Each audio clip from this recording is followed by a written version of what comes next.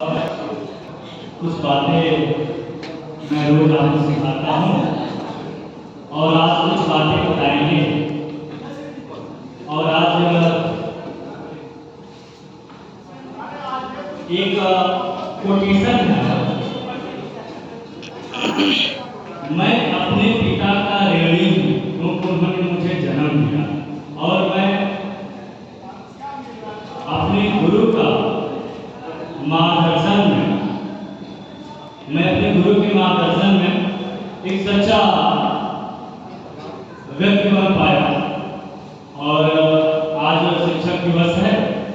आज इस शुभ अवसर पे हम सब यहाँ उपस्थित हुए हैं। आज हमें अपने कर्तव्य बोध का दिन होना चाहिए। आज हमें अपने रिस्पॉन्सिबिलिटी अकाउंटेबिलिटी के दिन को और याद करने का दिन होना चाहिए। न कि ताली बजाने, न कि मिठाई खाने, न कि प्रोग्राम देखने। ये दिन आज हमें इसलिए याद होना चाहिए क्योंकि आज से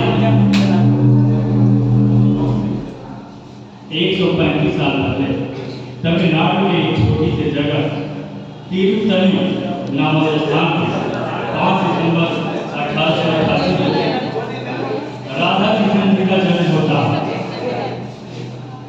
जन्म के बाद वह अध्ययन अध्यापन करने के बाद शिक्षा जगत में वह मुकाम हासिल करते हैं जो बहुत कम ऐसे लोग हैं जो वहां तक पहुंच पाते हैं। यह शिक्षक दिवस मनाने की परंपरा की शुरुआत 1962 में जब वो राष्ट्रपति बनते हैं और उनके विद्यार्थी जब कहते हैं कि मैं आपका जन्मदिन मनाने हम सब आए हैं राष्ट्रपति भवन, तो कहते हैं कि आपको मेरा जन्मदिन मनाना है तो इसको आप शिक्षक दिवस के रूप में मनाइए। 1962 से लेकर 2023 और न जाने जब तक यह भारत वर्ष रहेगा तब तक हम राजा कृष्ण जी को याद करते रहेंगे। और हम शिक्षकों का कर्तव्य बोध का दिन यह है। एक जो बात और बताएंगे, हम उनके नाम के साथ सर्वकृष्ण राधा पंडित जोड़ते हैं। सर्वकृष्ण के पीछे की कहानी क्या है तो हम देखते हैं कि 1850 के आसपास इनका परिवार तमिलनाडु के गांव सर्वपल्ली नामक स्थान से उठ के आता है और उनके पूर्वज कहते हैं कि हम जिस गांव के रहने वाले हैं उस गांव का एहसास हमें हमेशा होना चाहिए। यही कारण है कि राजा कृष्ण जी का पूरा परिवार, पूरा खानदान इस अपने गांव के नाम को अपने नाम के साथ जोड़ा और सर्वकृष्ण वह उनका गांव आज तक हम याद करते हैं उनके नाम के साथ। तो एक बार जब राजा कृष्ण साहब जब भारत के राष्ट्रपति बने तो उनकी विद्वता की पहचान हमें इस रूप के देखने के मिलती है। अमेरिका दुनिया का सबसे शक्तिशाली देश होने का गौरव से प्राप्त है। वह हमारे राष्ट्रपति हमारे राजा कृष्ण का स्वागत करता है और स्वागत में व्हाइट हाउस में पहली बार दुनिया के किसी व्यक्ति के लिए हेलीकॉप्टर की व्यवस्था होती है और उस हेलीकॉप्टर के स्वागत में राजा कृष्ण को दुनिया में एक बहुत बड़े दार्शनिक हुए रसल ने कहा है, रसल ने कहा कि आज मैं बहुत खुश हूँ क्योंकि मैं एक दार्शनिक हूँ और प्लेटो की आत्मा आज उसको सच्ची श्रद्धांजलि भारत वर्ष ने दिया है कि एक सच्चे दार्शनिक को देश का राष्ट्रपति बनाया है। प्लेटो ने कहा था कि दार्शनिक को राजा होना चाहिए, दार्शनिक को राजा होना चाहिए और प्लेटो को सच्ची श्रद्धांजलि भारत वर्ष ने दिया है। तो इस तरीके की दर्शन उनके पास है। हम सबको ज्ञात होना चाहिए कि स्वामी राधा कृष्ण को 27 बार नोबेल पुरस्कार के लिए नामित किया गया, नॉमिनेट किया गया। 13 बार साहित्य के लिए, लिटरेचर के लिए और 11 बार साहित्य के नोबेल पुरस्कार के लिए उनको नॉमिनेट किया गया। लेकिन दुर्भाग्य से उनको यह पुरस्कार हासिल नहीं हुआ। लेकिन उससे बड़ा पुरस्कार भारत के हर स्कूल, हर गली, पूरी दुनिया में उनके जन्मदिन को शिक्षक दिवस के रूप में मनाया।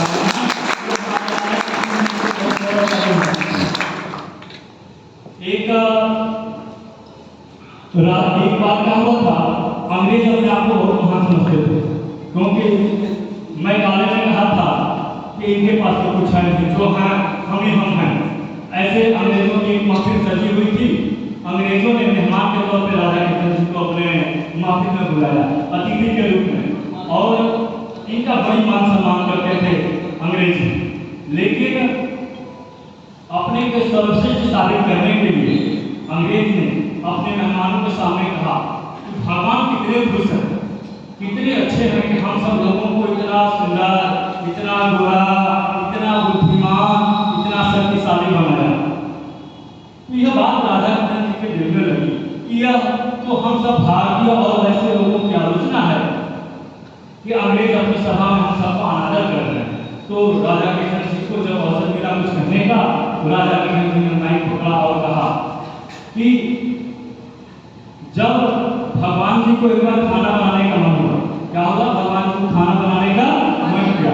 भगवान जी रोटी बना रहे थे, रोटी बनाने के दौरान में भगवान जी ने रोटी पहले बनाई तो वो थोड़ी कच्ची रह गई।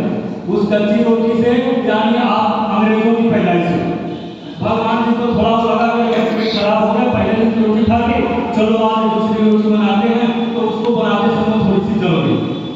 जब वो थोड़ी सी जल गई तो निग्रो समाज पैदा हो गए, काले लोग पैदा हो गए। जब भगवान जी तीसरी रोटी बना रहे थे अपने लिए, उन्होंने प्रॉपर उसको सेका, न जला न कच्चा न बीज का रोटी। वो बीज की रोटी से हम जैसे भागवत का जन्म हुआ।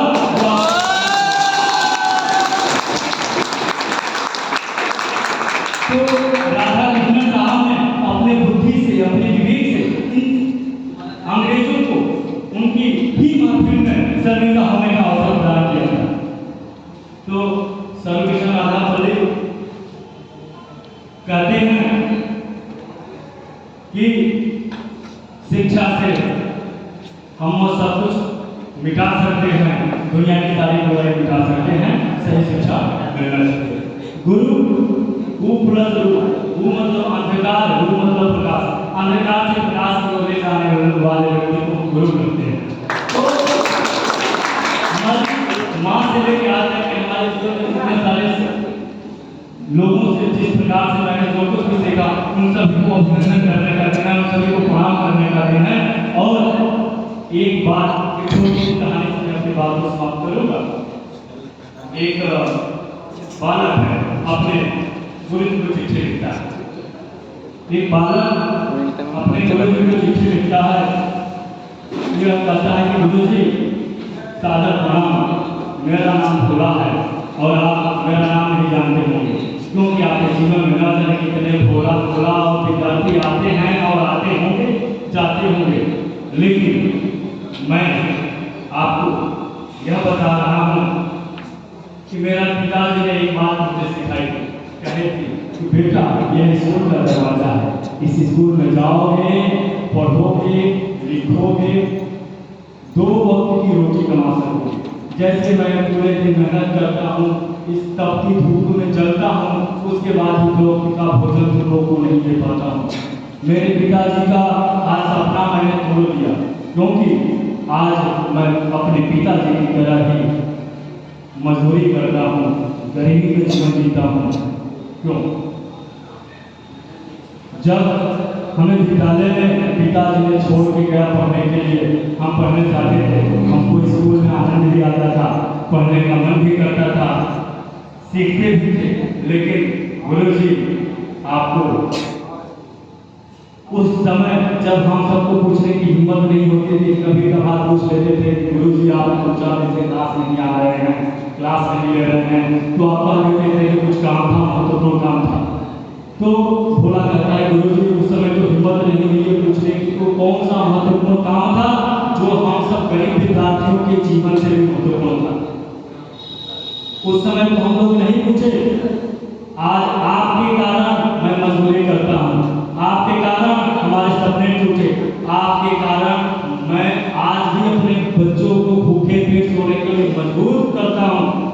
तो आप वो काम बताते कि आप क्या बहाना करके आते थे, कौन सा महत्वपूर्ण काम था आपके जीवन में जो आप क्या करते थे। तो गुरुजी आपसे एक निवेदन है कि आपके पास यदि कोई अभिभावक, कोई गार्जियन, कोई बच्चा इस उम्मीद से जाता है कि हम कुछ सीखेंगे, अपना फ्यूचर बनाएंगे, अपना भविष्य बनाएंगे, उसके सपने को, उसके फ्यूचर को तोड़िए नहीं, उसको सिखाइए, बताइए, क्योंकि यह समाज, यह देश आप ही की तरफ देख रहा है, क्योंकि शिक्षक राष्ट्र निर्माता होता है। तो आप उस भोला के दिन यहाँ हजारों भोला बैठे हैं जिनके मन में सवाल है कि हमारे शिक्षक हमारे लिए कितने पल मेहनत करते हैं, वो कौन सा महत्वपूर्ण काम होता है जो हमारी क्लास से ज्यादा इंपॉर्टेंट होता है। आज हमें चिंतन करने का दिन है, ये याद करने का दिन है उनके माँ बाप पिता भाई बहन की उम्मीद किस बात से हमारे पास भेजा है। यदि हम याद नहीं करते हैं, हम अपने कर्तव्य का बोध नहीं होता है, तो शिक्षक दिवस मनाना कोई अर्थ नहीं रखता है। मित्रों, आप शिक्षक को